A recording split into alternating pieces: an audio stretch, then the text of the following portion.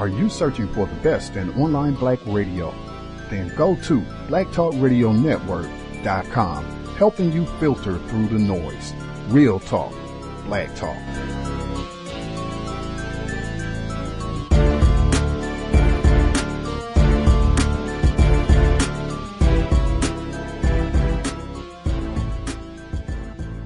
The internet is full of half-truths and all-out lies. We've all seen them, and many people on social media complaining about it. Here's your chance to show and prove. WorldAfropedia.com is a black-owned and operated encyclopedia. There are several thousand articles, but we need help. We can't uncover all the truth ourselves. So please, join us and become a writer, editor, or blogger for WorldAfropedia.com today. Every little bit counts. We owe it to the future generations to put the truth out there.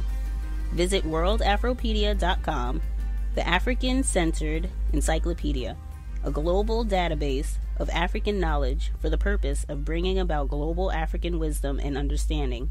WorldAfropedia.com.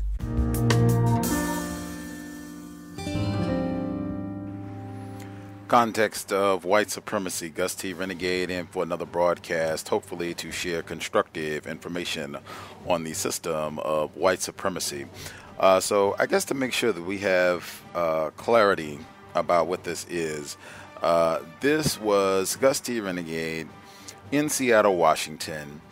Dr. Vanessa Grubbs, she made a trip to Seattle, Washington to discuss her brand new book, Hundreds of Interlaced Fingers. It deals with her husband. She is a gorgeous black female. She's married to a black male. It talks about her husband who had to get a kidney transplant and what she learned in watching his ordeal. She ended up donating a kidney to her husband to save his life.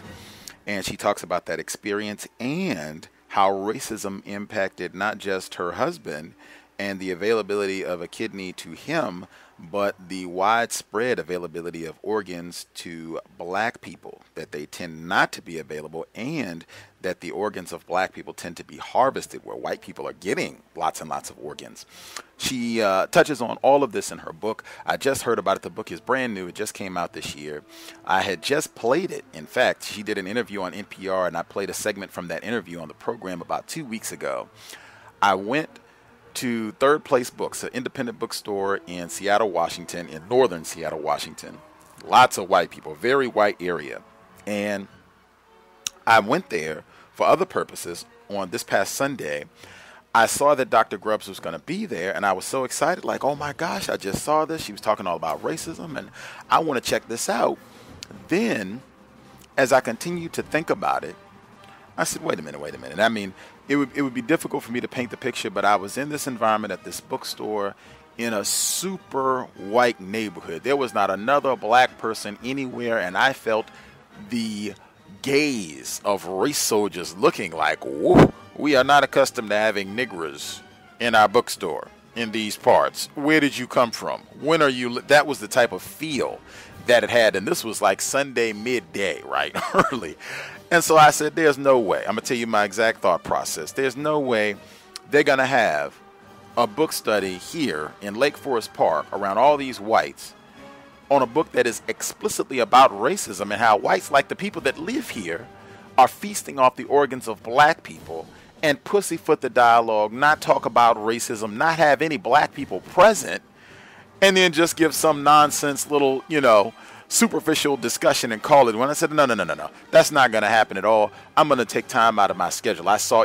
When I saw this event, I saw that it was on a Thursday. I saw it was timed with workplace racism, which would mean a lot of extra work for me and maybe even some shifting with the program, but I knew I was going to make time to attend. I'm so glad I did. There's so much more I could say about it. I almost feel like you could listen to the NPR interview to really get the full backstory, to really appreciate this conversation and the way that it evolved, because the NPR story is short. It's only like 4 or 5 minutes, but they go right to the point about racial disparities in organ transplants. That's one of the central themes of the book, and that just was not the way that the discussion evolved this evening. Again, this took place on Thursday evening, July 13th, 2017 at Third Place Books in Seattle, Washington at 7 p.m. Eastern. Because Gus T Renegade had to end the program, the Workplace Racism broadcast, and then run upstairs from the library to the Third Place Books bookstore. I missed like the first 5 minutes of the presentation, but I got the rest of it. The other error, I wish I had continued recording after the end of the presentation, because so many white people came up to talk to me after it was over. A white person even feigning nervousness said it's such a difficult conversation to have. And I said, why? And he got even more nervous. And he said, oh, just because I'm a white man and these things did happen and it is true. And I wish I had continued recording once it ended, because of the people that talked to me, and because I spoke with Dr. Grubbs after all of this was over. She called me militant, and she said that, in quotes, she said, I had planned not to talk about racism. I was mystified. I was stunned. I have so much to say about this. I have so much to say about this. I'm just uploading this so that the audio commentary is available. People can check it out if they want. And I will make sure to say a word about this during the compensatory call-in on this coming Saturday, July 15th. Without further ado, this is Dr. Vanessa Grubbs discussing her book, Hundreds of Interlaced Fingers, Context of White Supremacy. I think it brings up a lot of the issues that people in the situation of needing a kidney transplant really feel. The first time I said to him, I think we should see if I could give you one of my kidneys. He said, no, I don't want to do that. And I didn't really understand it until we thought about it. And basically it's because, it's a lot of pressure to get a gift like that from someone, a gift that cannot ever be repaid. And for someone like my husband, who's a very independent person, someone who he saw himself as being able to take care of himself and not need others to help him. And so to have a kidney for me was like the ultimate slap in the face of needing somebody and having a gift like that. And I think we fought about it, because I in my training I came across two different examples of how people not really celebrate it but acknowledge the transplant. And one was this really wonderful story about a colleague who donated to her best friend, and every year the best friend would organize for them to be out all day, and it would just be about the two of them. And on the other end of the spectrum, there was this couple, and I met them because the man, the recipient, was in the hospital yet again with another the kidney was rejecting because he wouldn't take his medications properly. And the wife was all like, oh my God, I don't know what to do. This is just, I don't know how to get him to take his medications. And I felt like he was like literally pissing away her gift by not taking the medications. And, my comment to her was like, I think you've kind of done your part. So there's a section in the book where I asked Robert, so what are we going to do for, transplant anniversary? And he's like, I don't know. And it reminded me of that bad end of the spectrum.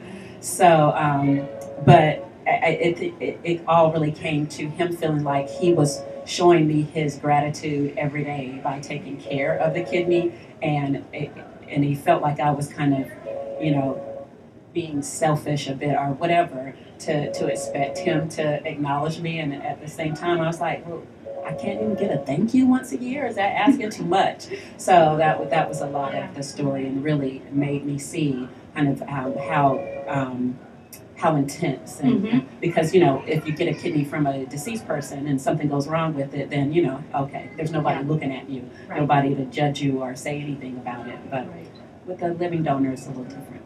Yeah, and that kind of reminds me also of something you said, that when you first brought up the idea of giving him a kidney, it reminded you of when you'd you'd also suggested that you both have a baby together early in your relationship, and you noticed it was kind of the same reaction, a real reluctance, and you came to understand that as him being in this place while he was on dialysis where he really couldn't let himself plan for the future. Right. For the future. And you do such a, I guess that sort of leads me to another sort of question or point, which is I think knowing Robert as you do and having lived experienced with him being on dialysis, you have this very unique perspective on what that experience is like. Mm-hmm. And I think a big part of it is that sort of kind of slow motion,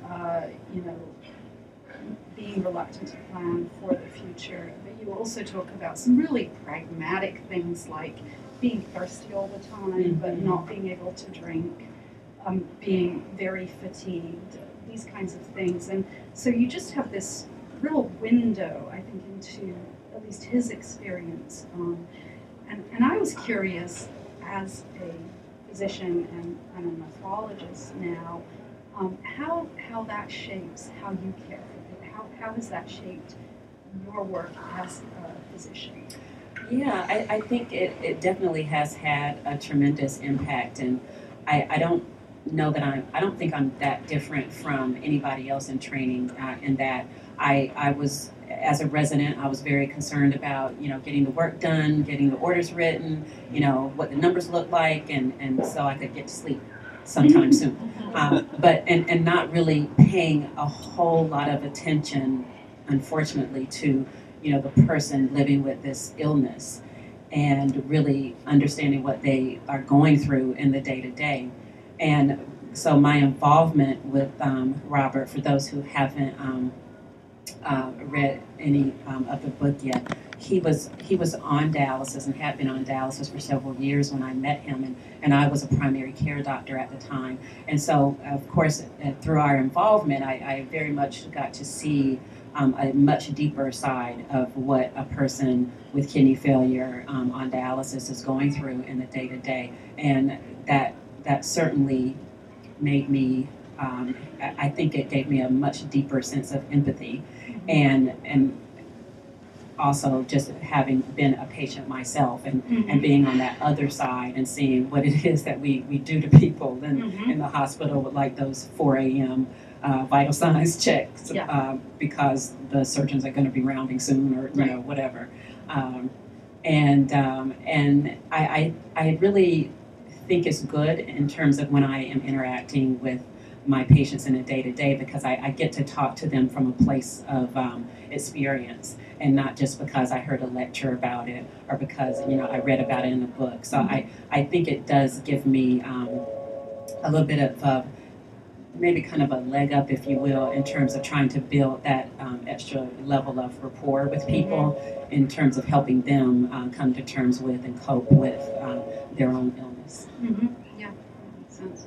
One of the things I actually found pretty fascinating, I think, as a physician myself, was some of what you spoke about, yours and Robert's impressions of different physicians taking care of them. And sometimes you didn't always agree on that, right? But at one point in the book, you described two very different nephrologists that he's had. And actually, I was going to, if it's okay with you, I was going to read a little bit because you put it so well. And I have, just take me a second to find the page here. So you say, so the two nephrologists are Gorman and Kravitz, are the names that you give these people. So as much as Robert liked Gorman, who was his earlier nephrologist. His pediatric nephrologist. Okay. He disliked Kravitz. Gorman wanted to see Robert every 3 weeks. He wanted him to get blood and urine tests before the appointments. At the appointments, Gorman seemed genuinely interested in him as a person. He reviewed the test results ahead of time and explained them. Kravitz was content to see Robert once a year, ordered the tests at the visits, then never called with the results. And even worse, Kravitz never remembered Robert from visit to visit. This isn't it? Yeah. Can you talk about that a little bit? Just what you learned about the way physicians relate to, or nephrologists perhaps in particular, relate to patients, and how that's sort of informed your practice? Well, I guess some of it gets back to the person that Robert is, and just an intelligent person, and really wanting to find someone to partner with him, and often feeling like physicians weren't willing to be a partner, that we were too often talking down to him or discounting what he had to say. And so to hear about his experiences certainly made me be just more aware of that when I talk with people. And like, for example, somebody will say they have some kind of strange symptoms since I started this medication. And even if I've never heard of anybody having anything like that, then for me now it's like, okay, benefit of the doubt, yourself, what's going on, and we'll work and figure out something else. I think a physician that really made a huge impact on Robert, and I can't remember if I had this practice before or after he told me about it, but he had a primary care doctor who he really liked because he was willing to be that partner. And this was in kind of the early stages of Robert being on dialysis, and Robert came in to see him and didn't know his medications. And the doc was, he said, you know what, you're a smart guy. You got to be on top of this. You gotta know your medications. You got to fully participate, or else I can't really help you to my best ability. And even though Robert was kind of being a little, like slapped on the wrist, he really appreciated the doctor acknowledging that he was a person that could understand and be thoughtful about things, and just challenging him to be a really active participant. Yeah, that makes sense. One of the things that struck me, you do a fabulous job describing some of the tension and the difficulty around the actual kidney transplant, and Robert in particular had some complications with the procedure, and that was. The suspense really came across in that description. Really, really difficult time. But at one point, you talk about the fact that you're waiting for Robert to come out of the operating room, and you want to go there and comfort him and be there for him. And the nurses, the staff, tell you they're not ready for you, and you have to wait a long time. And you made a comment, you said, in our healthcare system, I think we should show more to family. I don't think we should be sort of hiding things and waiting till you said it much better than I'm saying it. But can you speak about that? Because I thought that was a really interesting insight. Yeah, I understood what they were doing. They wanted everything to be just so, and the nurse to get all of her stuff done, and everything to be made pretty, so that you're not seeing any of the dirty linens or blood anywhere and all of that. And so when you walk into the room, the person is lying there with the sheets nicely folded and pressed down, and they're looking so peaceful. But in reality, when we're in like the ICU, and you see people are being suctioned, and there's just snot and blood and poo and all kinds of stuff everywhere. But that and people are groaning and it being turned and all these things. But that's part of taking excellent care of our patients. And I think because we don't allow family to see what goes into taking excellent care of people, that they tend to, I think it means that they allow more than they would had they known that this is what happens to their loved one every day. And so that was just me making a point that I wish that we would allow people to see the truth more often, because when we don't, people fixate on tiny little details that have nothing to do with the big picture of how the person is doing and how their life is, and what we are really hoping for, and if all the things that we are doing are going to help us achieve that or not. Yeah, and I mean, I think the other piece which you sort of conveyed emotionally was that it also can be a tremendous stress reliever for family, also to be able to be with their loved one at those times. Because it reminds me a little bit of some of that work on showing family members what a code looks like and allowing them to be in the code. And you know, of course, that's a whole different topic, but.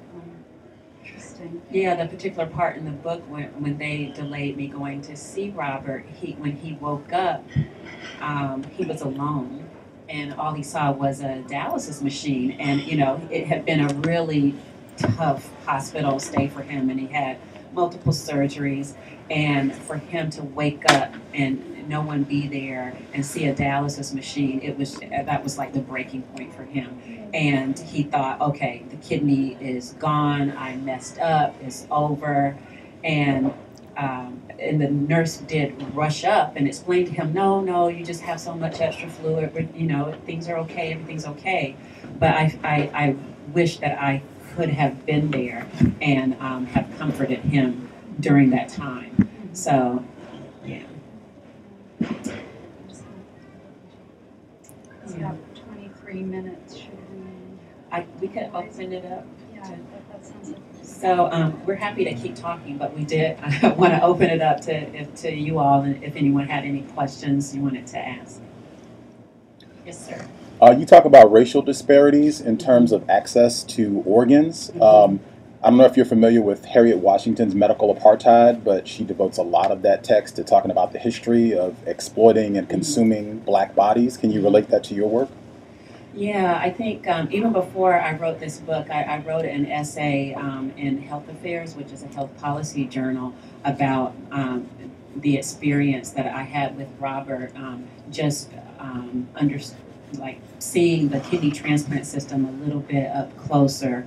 And it was it was amazing to me, and not in a good way, because I was already a primary care doctor, and to not know that's how the system worked was really disturbing to me. And as I sat there listening to the different people talking in a way that made us feel like they were trying to discourage Robert from even wanting a kidney transplant, and then knowing all the issues around insurance and all of that, it certainly, I sat there thinking, why you all are surprised that there's disparities in who gets a kidney transplant? Just look at the way the system is set up.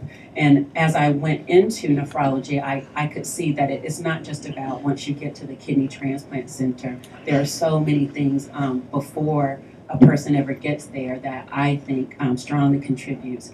And for example, people have to know that they have kidney disease first to be in care. We know that a lot of people aren't aware of their kidney disease at all. And to be in care, you have to have access to physicians, and not just any physician. You need a nephrologist. And then that nephrologist has to look at you and think, oh, you would be a great candidate for kidney transplant, and make the referral. So I feel like along the way, there are all these places that, our biases, subconscious, conscious, whatever, can come up and interfere with people having equal access to this. And so I certainly do see a big part of it, and it's something that I think did play out for Robert as well. So as an example, when he started dialysis, it was kind of under an emergency type of situation. And it was just a foregone conclusion that this is what he was going to do. And he took it upon himself to start researching and trying to find out about transplant and what it was all about, and if it would be a good option for him. And he brought it up to his nephrologist. And this was a year after he had been on dialysis, and he said, oh yeah, sure, of course. So it's not like it was even a conscious thing that he wasn't referring Robert in particular. But, time is life when it comes to end-stage kidney disease, and he could have been listed for a transplant long before he even started dialysis. And so, and it's not just something that I'm, coming up with from our experience. There's plenty of research out there that shows that people are not having the same access to transplant Black people in particular as whites. So yeah, and it is a prominent thing that I talk about in the book. Yes, sir. Doctor, two-part question. Okay. Can you describe the symptoms of kidney failure, life expectancy, and who is not a candidate for the transplant? Secondly, what is the significance of the title? Okay. Yeah. Okay. Let's see. I'll take the easy one first. Yeah. So the title, Hundreds of Interlaced Fingers. It comes from, I think, because they have the. Well, I guess I'll just start with the part that marketing in the publishing house, they come up with all of this because they know what will attract people. And so I think a lot of people, they think about relationships and hand-holding and that kind of thing. But in truth, there's I forget which chapter it is now, but I am describing the kidney on an electron microscopic level. And I'm talking about the kidneys, each has like 1 million each of filtering units. And this, to create the filters, there's all these fingers that interlace and create these slits for, like water and waste to come through, but hold back all the really important things. And so that's where it came from, me describing the kidney in a way that I wanted just anybody walking down the street to be able to understand the kidney, which to me, as I went into nephrology, just seemed like such this incredibly beautiful thing, and but nobody knows about it, not really, and a lot of people don't even know that we have two or where they are, and all the wonderful things that kidneys do. So that's where the title comes from. So, and to your other question, I find myself saying often that the best thing about kidney failure is the same as the worst thing about kidney failure, that people don't really have symptoms until it's really, really late and it's almost over. And by that I mean we love for our patients to feel well, so it's wonderful that people feel well until there's almost no kidney function. But on the flip side, it's really hard to get people to believe you that something is wrong with their kidneys, and really take action to prepare for what we know as the inevitable. So that to me is the worst thing about it as well. So I guess in terms of, you asked about symptoms and who's eligible for transplant. There are some rare conditions where people will suddenly, we have other nephrologists in the audience too, and everybody can weigh in. But sometimes people will develop sudden swelling of their legs, and they'll be sick, throwing up or whatever, and they'll end up in the hospital for that. But for most people, it just kind of ticks away really slowly over time. And the majority of kidney failure in this country is from just long-standing high blood pressure and diabetes. And so it's not until a person is close to needing dialysis that they develop the bigger symptoms, like feeling nauseated or vomiting, feeling short of breath, feeling just really extra fatigued, and swelling getting worse. So those are the bigger ones. And in terms of transplant, a lot of things go into it. For example, one of the things that bothers me the most is that people have to have insurance that will pay for the evaluation. And because I practice at a public hospital, and there's a lot of younger people don't have insurance, and so that delays them getting on the kidney transplant list, which is another issue about the race disparities that we see. And really all of it boils down to, all the requirements boils down to the fact that there aren't enough kidneys to go around.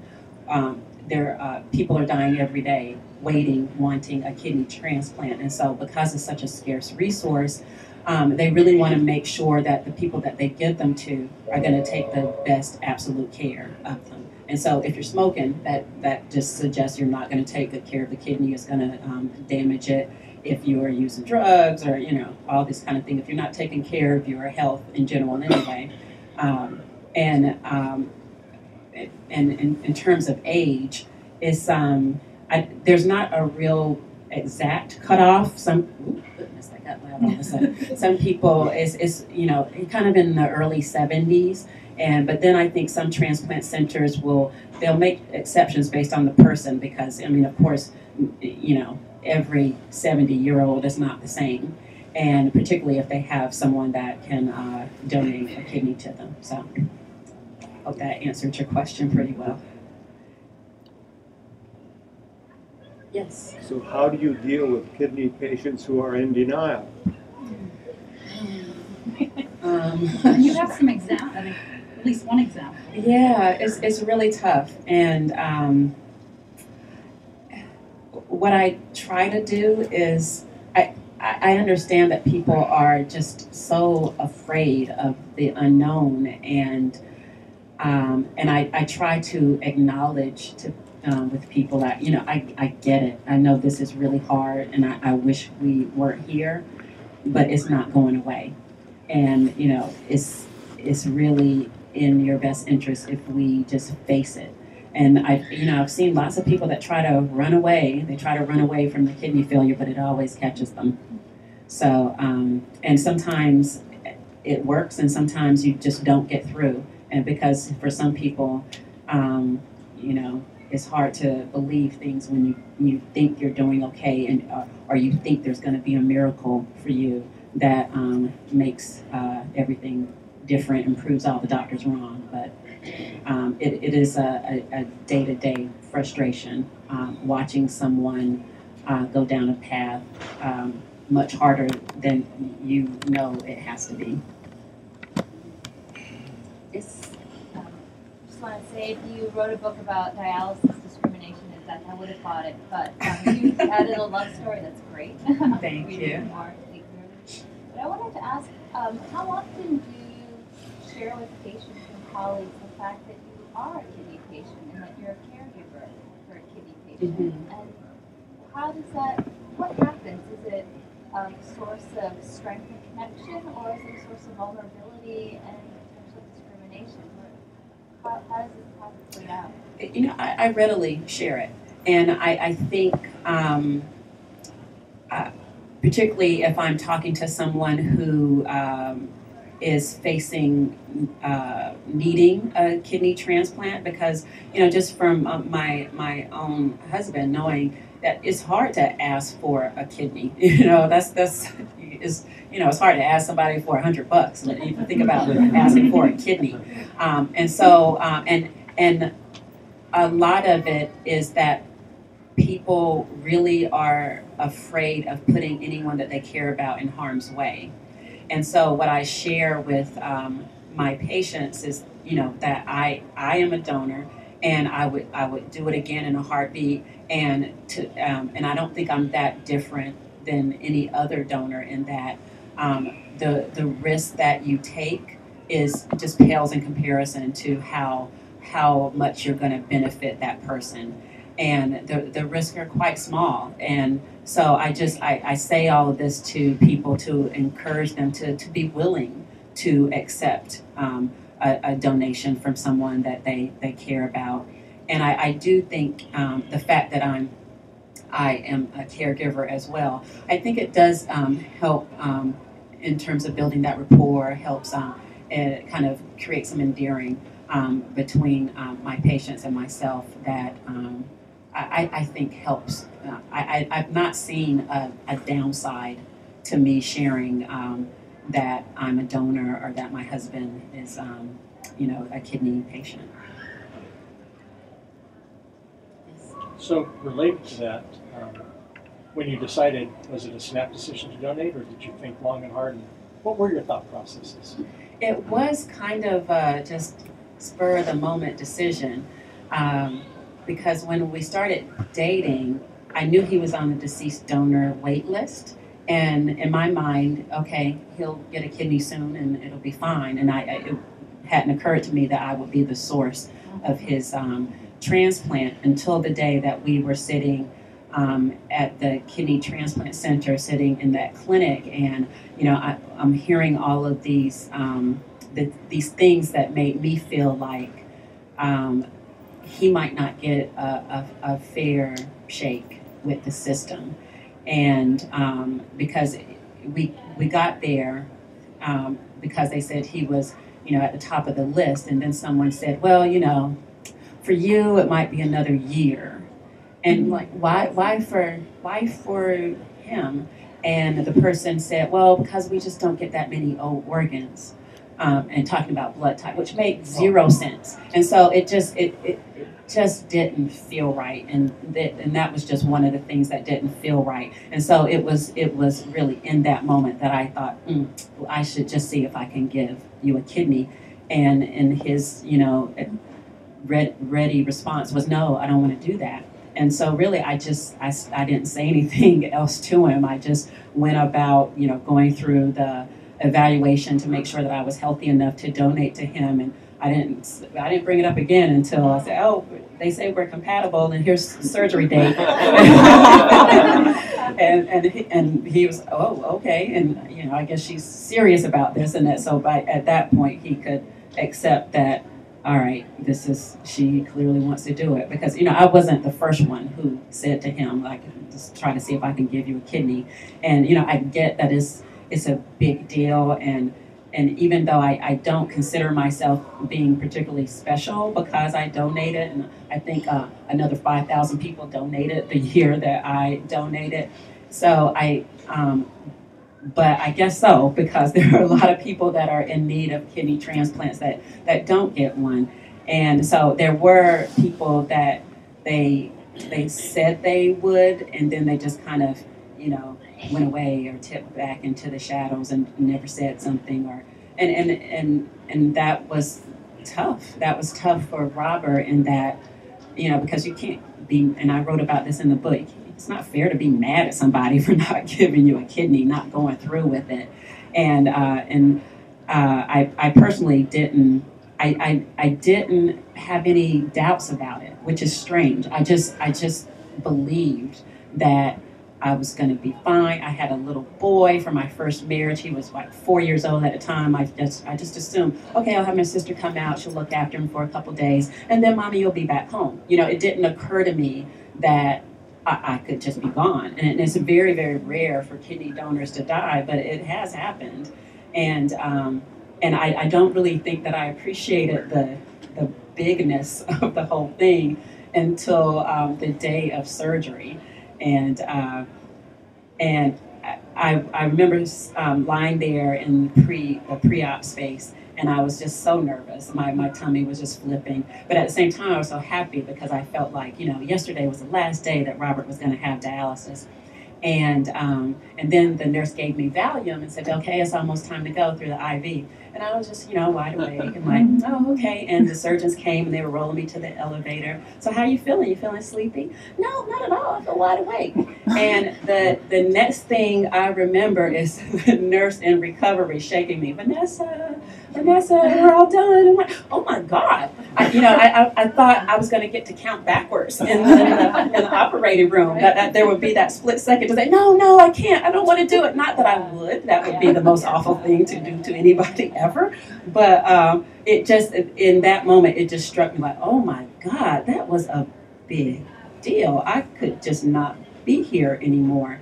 And but then I was just so happy about it, because I looked over. Robert and I in recovery weren't close enough to touch, but close enough for me to see the grin on his face and to see this bag from the catheter in his bladder just collecting all of this yellow pee, and it was just the most wonderful thing. And I don't know, it was one of definitely top 3 best decisions in my life, and I would readily do it again, had I been in the situation over again. So how did you find time to write this book? Yeah, I have a day job and a kid and husband. Thankfully, I'm a morning person. And so I got the idea from reading Stephen King's book on writing. And there was a section in it where he talked about his writing practice. And, he's Stephen King, and that's what he does for a living. And he talked about how he would write 10,000 words every day. And sometimes he would be done at like 1 in the afternoon, and sometimes he would be well into the evening. And but then and it's like, I have a day job, I can't possibly do that. But then he talked about this man who worked at the post office who had a regular 9 to 5, and how this guy would get up early and he would write for 2-3 hours before he went to work. And I thought, oh, I can do that. But so that meant my day had to start at 4 in the morning. So I would get up at 4, I would write for a couple hours, and then, maybe even get in a little exercise, and then, my son and I get ready and get going to school and work for the day.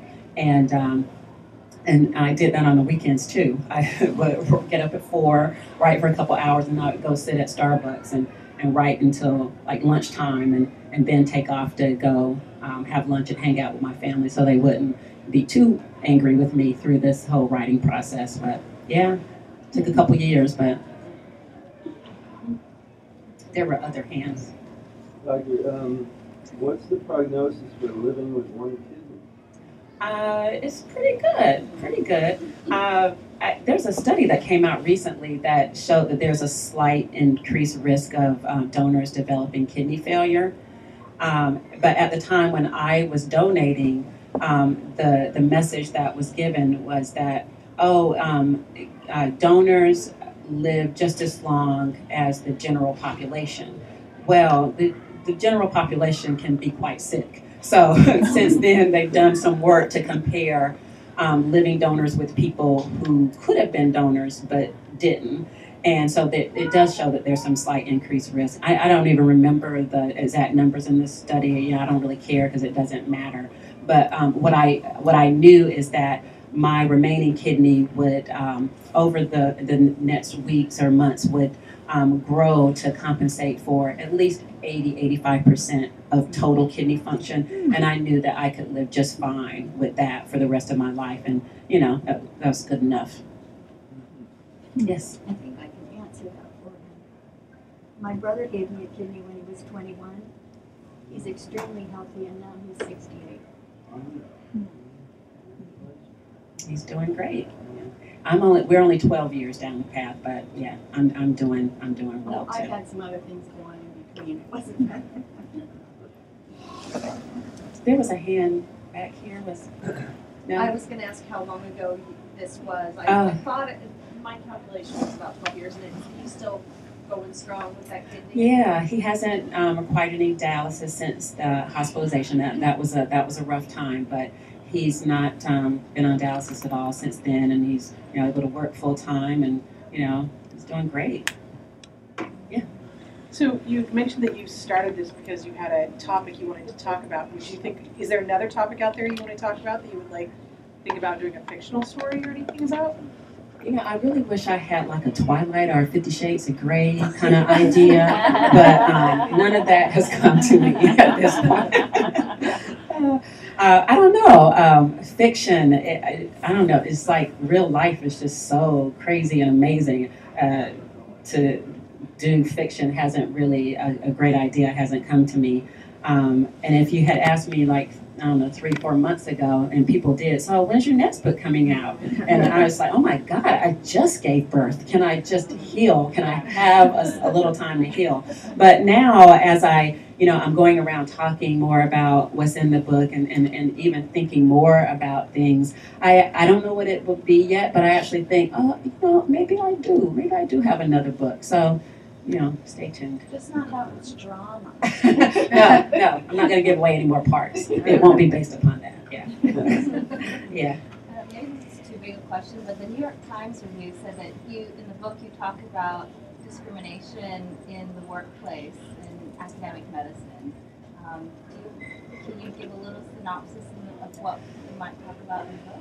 Yeah, well, I think the majority of what I talk about is how medicine is just strange in that how race plays out within medicine. And it's crazy to me because, you think about science as supposed to be this really true thing, but yet we lend a lot to race, which is this social construct. We made it up, and it's not based upon any gene. And so for us to give so much weight to it in our management and taking care of people, I find particularly disturbing. And one of the things that I talk about in the book is we're kind of in this country. I don't think it's the same everywhere, but in this country, we're pretty much trained to give the race of the person along with age and gender. Like in the first sentence, when you're what we call presenting a case, when you're talking to others about a patient, and we use all the information in the case presentation to think about, well, what could be going on that it has caused this sickness in this individual. And so everything that you say makes you kind of subconsciously or consciously think about things. So if you say a 30-year-old person, then you're automatically only thinking about things that affect younger people. You're not thinking about stuff that affects somebody who's 80 years old. If you say a woman, you're not going to think about stuff that is only affects, you're not going to think about a prostate issue, for example. And if you say race, then you're going to color however the individual is, whatever things they're carrying around about race. And I think it makes us lazy, and it makes us take shortcuts that can be very dangerous. And a particular story that I talk about in the book is when I was in training, this well-known rheumatologist, like arthritis doctor, was presenting us a case of a 40-year-old black woman who had symptoms that were, clearly went along with this specific diagnosis that is very common among younger black women. But at the end of the case, he revealed that the diagnosis was very much delayed for the patient, because in truth, the patient was himself. This well-known middle-aged white man, rheumatologist. He was delayed in diagnosing his own symptoms because in his own mind, this was something that, young black women had, and it couldn't even occur to him that he would have it. And so to me, that was just like the hugest example of how it is a double-edged sword, and we're not doing anybody favors by taking those kind of shortcuts. You actually told a story in the book too about how you deliberately presented a case in conference where you left out the race. Yeah. Can you speak about that? Yeah, and I think that gets to maybe your question too, in terms of how it feels to how race plays out just among colleagues. So I presented this case, and I just said a 26-year-old man comes in with blood in his urine and a really high blood pressure. And the first question, before I could even get all that out of my mouth, one of my peers asked, "So what was the race?" And, I was being kind of flippant about it. I said, "Green. What difference does it make?" And this person, my sarcasm completely went over his head, and he went through this long kind of detail about, well, if he's Asian, then it's more likely to be this, and if he's black, it's this, and I was just like, oh my God, for real? But everybody else was kind of nodding along, and so it just struck me at how it's so ingrained that when these types of assumptions fit in with what we believe, nobody questions it. And particularly, and that's one of the reasons why I feel like it's so important that we have diversity in all these settings, particularly in medicine, because it takes somebody who sees the world differently, who has a different experience, to point out, like, you know what, that's not okay. But as the person who is pointing things out a lot, it does get hard, and I do take some flack for it from time to time, but, what are you going to do? Can't stay quiet. Yes, sir.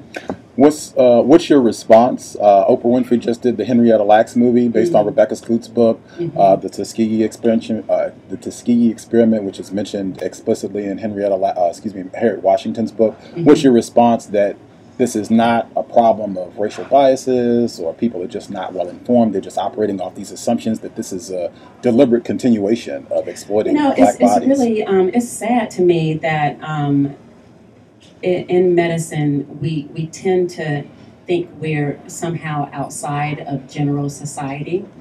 And I don't understand how we could even come close to believing that, given that we have all this historical evidence of how race plays out in medicine. And at the same time, I think a lot of us will acknowledge, okay, yes, there are race disparities in medicine, that this group is doing worse than this group, and but I think for the most part, people think it's somebody else's fault. It's them over there. They're the ones that have, they're being discriminatory, and they're the ones that have created these problems. It's not us. Everybody thinks it's somebody else.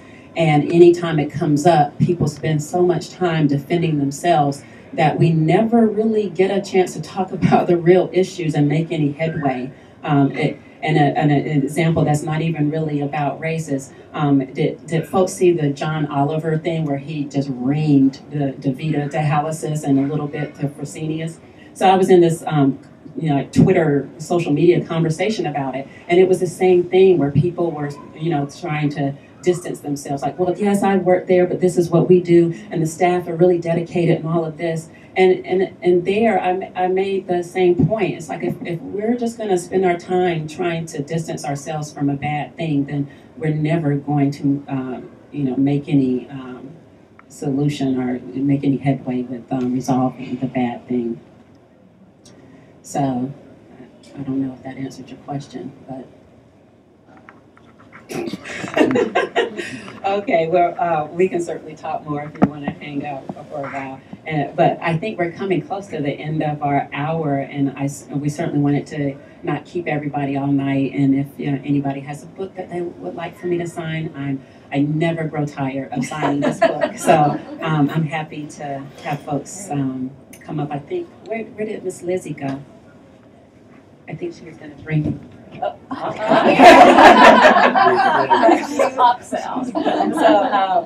we were gonna close out and do some signing. You got it. Yeah. So thank you all so much for coming out. I really appreciate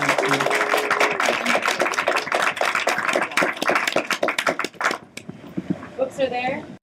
Nigga, you so brainwashed. I'm a victim, brother. Problem. You're a victim. I'm a victim of 400 years of conditioning. Shut up. The man has programmed my conditioning. Even my conditioning has been conditioned.